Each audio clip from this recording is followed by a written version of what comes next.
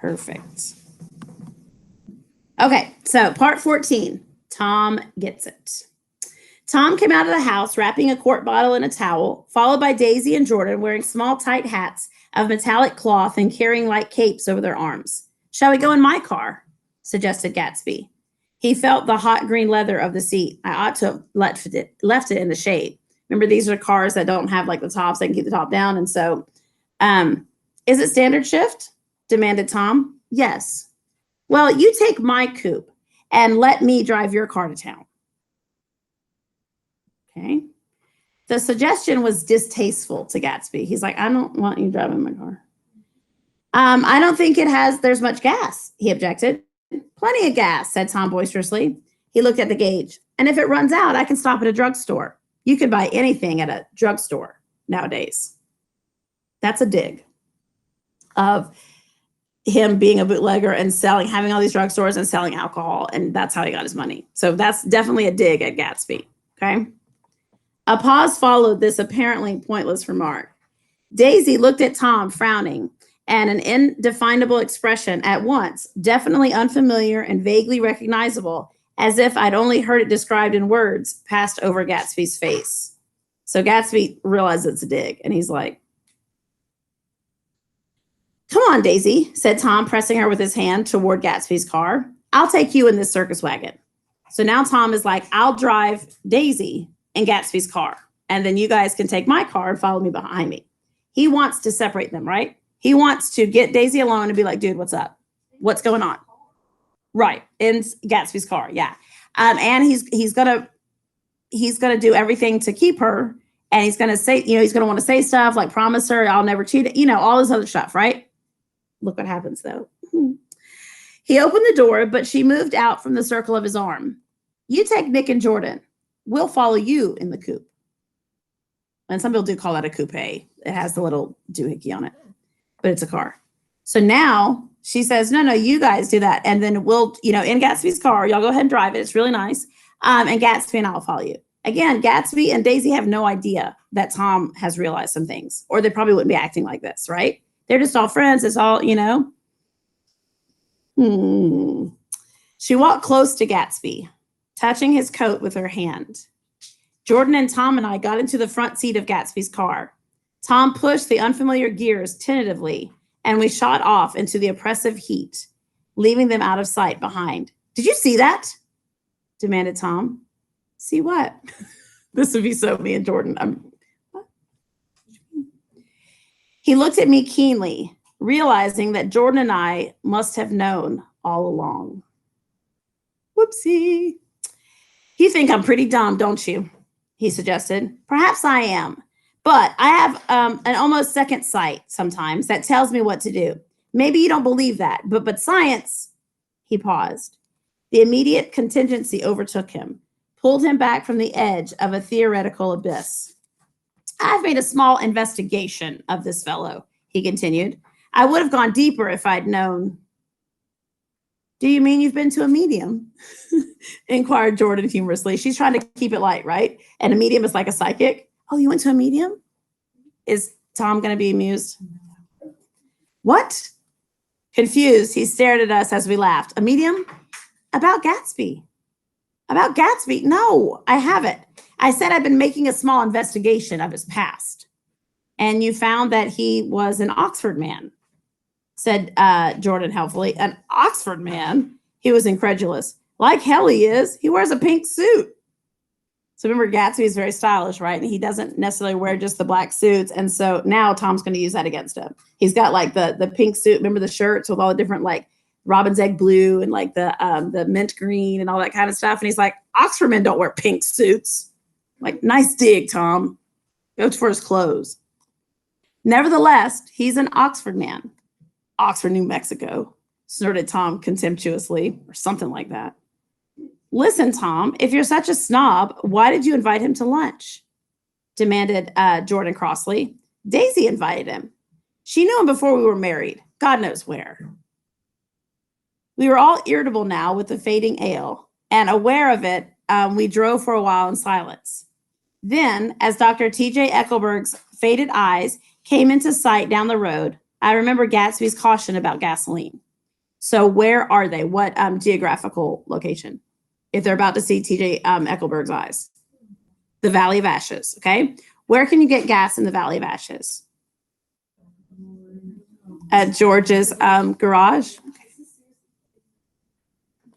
We've got enough to get us to town, said Tom. But there's a garage right here, objected Jordan. I don't want to get stalled in this baking heat. Tom threw on both brakes impatiently, and we slid to an abrupt, dusty stop under Wilson's sign. After a moment, the proprietor emerged from the interior of his establishment and gazed hollow-eyed at the car. Okay, so now, as I read this next part, I want you guys to mark descriptions of the way George is acting and the way he's looking. It's different. And remember, he was just on the phone with George, and George was trying to was getting irritated that he didn't have the car. For some reason, he was getting impatient. He wants the car for money. Okay? Let's have some gas, cried Tom roughly. What do you think we stopped for? To admire the view?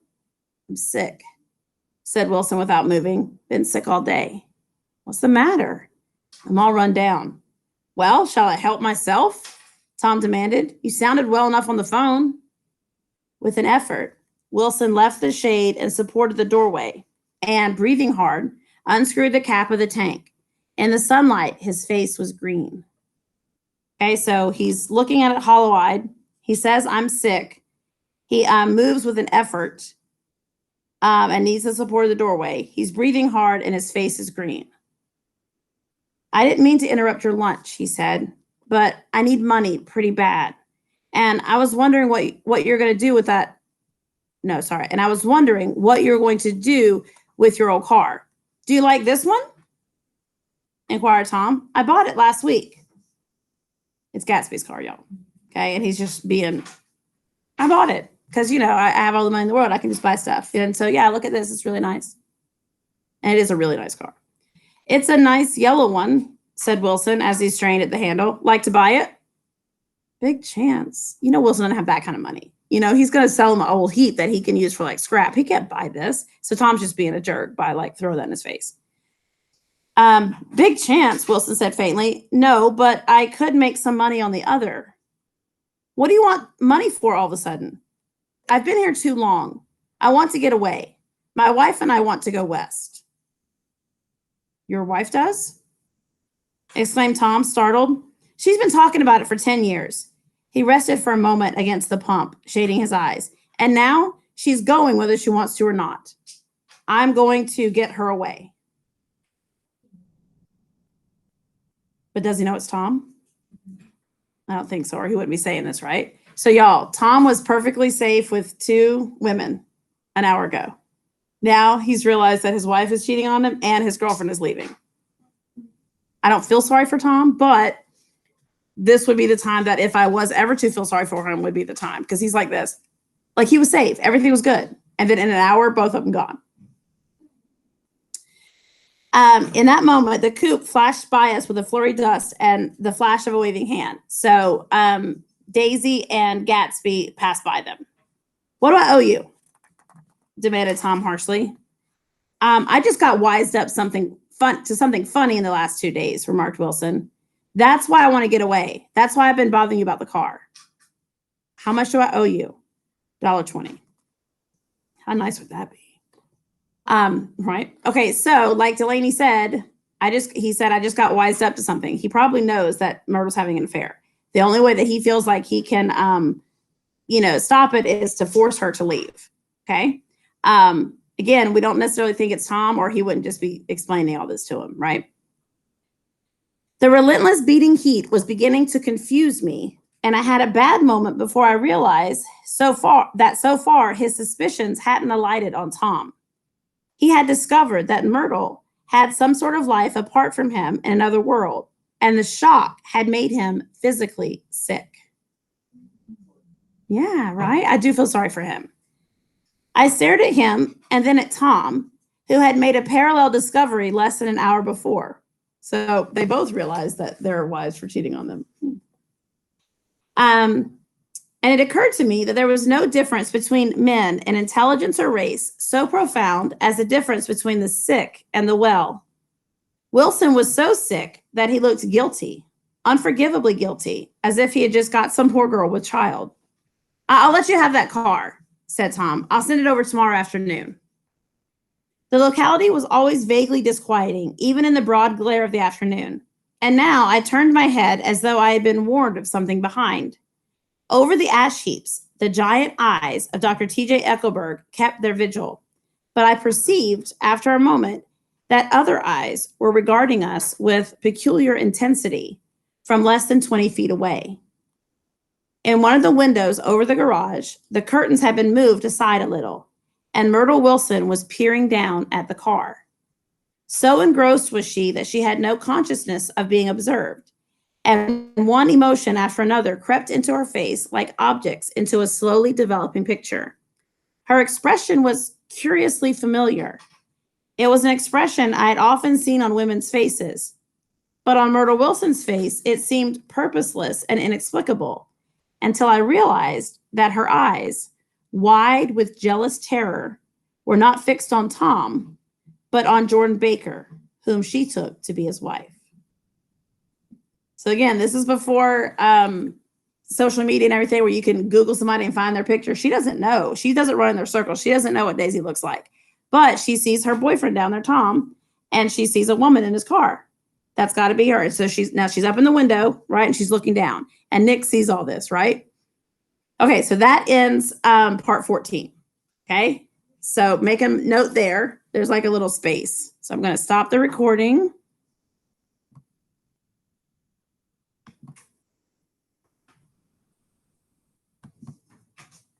Yay, I'm so glad we're getting